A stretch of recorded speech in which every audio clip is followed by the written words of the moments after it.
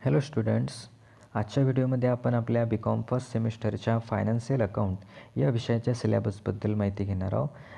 त्याआधी सर्व विद्यार्थ्यांना माहिती असेल की या वर्षापासून आपल्या बी.कॉमला न्यू एज्युकेशन पॉलिसी लागू झालेली आहे आणि या न्यू एज्युकेशन पॉलिसीनुसार सिलेबसमध्ये बरेचसे चेंजेस झालेले आहेत. त्यानंतर काही विषय देखील एक्स्ट्रा आपल्या बी.कॉम फर्स्ट सेमिस्टरला आलेले आहेत. तर ते कोणते विषय आहेत, प्रत्येक विषयाचा सिलेबस कसा असणार आहे, हे आपण वन बाय वन व्हिडिओच्या माध्यमातून या ठिकाणी समजून घेऊ. त्यामुळे मी सर्व विद्यार्थ्यांना विनंती करेल की आपण चॅनलला सबस्क्राईब करून ठेवा, जेणेकरून सर्व व्हिडिओ तुमच्यापर्यंत पोचतील.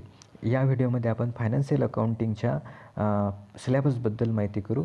त्याआधी आपल्याला स्क्रीनवर दिसत असेल की फायनान्शियल अकाउंट त्या आपल्या या विषयाचा जो कोड आहे तो आहे 400100. आपल्या विषयाचं नाव फायनान्शियल अकाउंट. याला 2 क्रेडिट्स आपल्याला असतील. त्यानंतर समोर एक्झाम ड्युरेशन आपल्याला दिसते. 2 तासाचा याचा पेपर असणार आहे आपला थेरीचा आणि मॅक्झिमम 30 मार्क्स असतील. म्हणजे हा जो फायनान्शियल अकाउंट विषय आहे, या विषयामध्ये टोटल 4 युनिट आपल्याला असतील, जे आपण समजून घेणार आहोत. आणि या 4 युनिटवर आपल्याला विद्यापीठाचा 30 मार्काचा पेपर असेल आणि 30पैकी 9 मार्क्स आपल्याला पासिंगला त्या ठिकाणी कंपल्सरी असतील. म्हणजे पेपरमध्ये आपल्याला 9 मार्क्स घेणेच आहेत. त्याच्याशिवाय हा विषय आपला क्लिअर होणार नाही.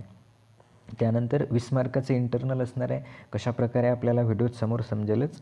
तर आपण या ठिकाणी डायरेक्टली सिलेबसवर येऊ आणि सिलेबस समजून घेऊ. हे कोर्स आउटकम्स आपल्याला या ठिकाणी दिसतात. तर हे की आपल्या कामाचे नाहीत, की आउटकम्स म्हणजे काय, की जे फायनान्शियल अकाउंट शिकल्यामुळे तुमच्यामध्ये कोणते कोणते स्किल निर्माण होतील, तुम्हाला काय मिळेल, असा त्याचा अर्थ असतो. तर त्याच्याशी आपल्याला फार घेणं देणं नाही. आपण डायरेक्ट सिलेबसवरती येऊ.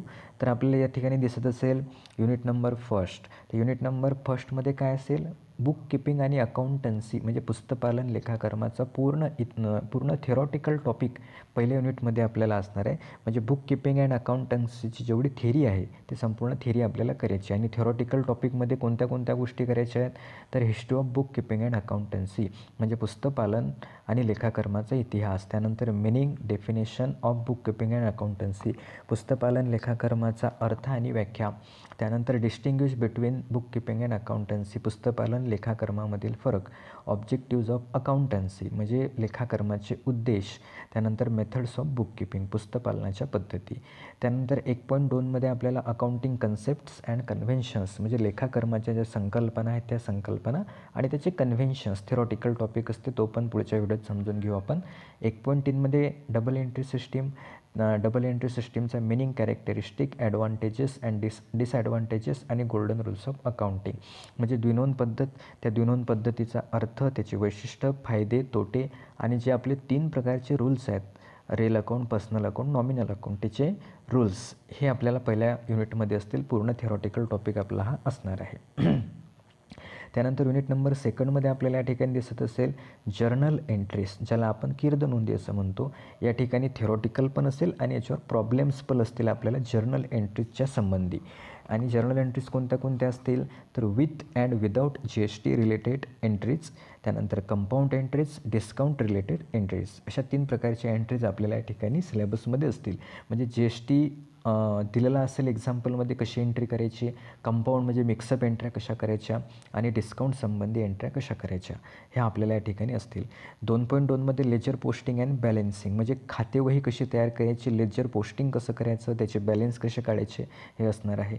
2.3मध्ये opening entries and closing entries म्हणजे ओपनिंग एंट्रीचं ट्रीटमेंट कशी करायची, आपण क्लोजिंगची कशी करायची ते असणार आहे. 2.4मध्ये आपल्याला असेल प्रिपरेशन ऑफ ट्रायल बॅलेन्स जे 23 पत्रक ज्याला म्हणतो आपण.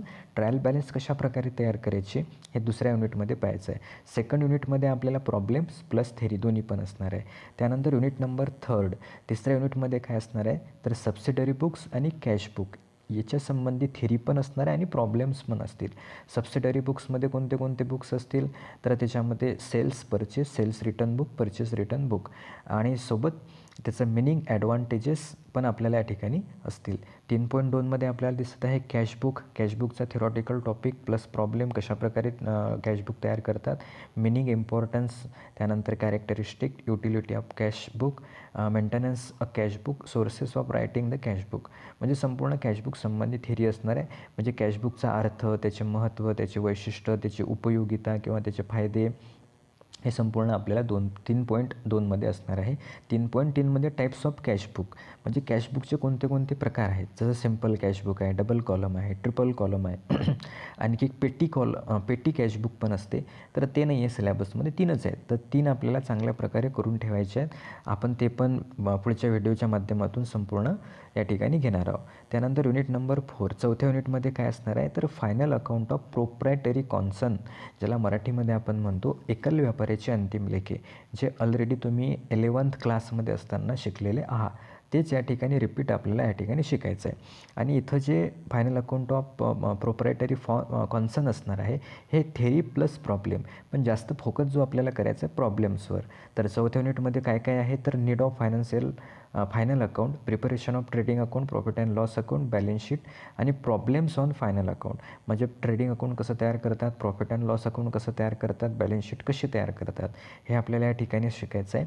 4.2मध्ये ॲडजस्टमेंट शिकायचे आहेत, ज्याला आपण समायोजना असं म्हणत असतो. तर ॲडजस्टमेंटसह फायनल अकाउंट कसं करायचं हे चौथ्या युनिटमध्ये आपल्याला या ठिकाणी असेल. तसा 4 युनिटचा सिलेबस आपला बीकॉमचा फायनान्शियल अकाउंटला असणार आहे. सर्वांनी या युनिटनुसार, या सिलेबसनुसार तयारी करायची, अभ्यास करायचा आहे आणि चांगल्या प्रकारे पेपरची तयारी करायची आहे. 30 मार्काचा आपला पेपर होईल. 30पैकी 9 मार्क्स तुम्हाला पासिंगला कंपल्सरी असतील. त्यानंतर 20 मार्काचं इंटरनल असणार आहे, जे कॉलेज तुम्हाला देईल. तर हे इंटरनल तुम्हाला असेसमेंट या ठिकाणी दिसत असेल. टोटल 20 मार्क आहेत. त्यामध्ये कॉलेजमध्ये आपले एक मल्टिपल चॉईस क्वेश्चन कॉलेजला घेतील. 8 मार्कची आपली ते टेस्ट असणार आहे. 1 मार्क प्रत्येक क्वेश्चनला असेल आणि होम असाइनमेंट असतील आपल्याला 12 मार्कच्या. असे 20 मार्क आहेत. आपण जेवढा चांगला परफॉर्मन्स करू कॉलेजला, त्यामधूनच आपल्याला 20पैकी मार्क्स कॉलेजमध्ये दिल्या जातील. तर अशा प्रकारे हा सिलेबस आहे. ज्यांना सिलेबस माहिती नसेल त्यांनी या सिलेबसचे संपूर्ण स्क्रीनशॉट घेऊन ठेवा. त्यानंतर याच्यानुसार संपूर्ण एक्झामची तयारी करा. आणि बाकी उर्वरित जे विषय आहे ते पुढच्या व्हिडिओमध्ये आपण दुसऱ्या विषयाचा सिलेबस या ठिकाणी समजून घेऊ. 1 बाय 1 संपूर्ण विषयांचे सिलेबस आपण या व्हिडिओच्या माध्यमातून समजून घेऊ.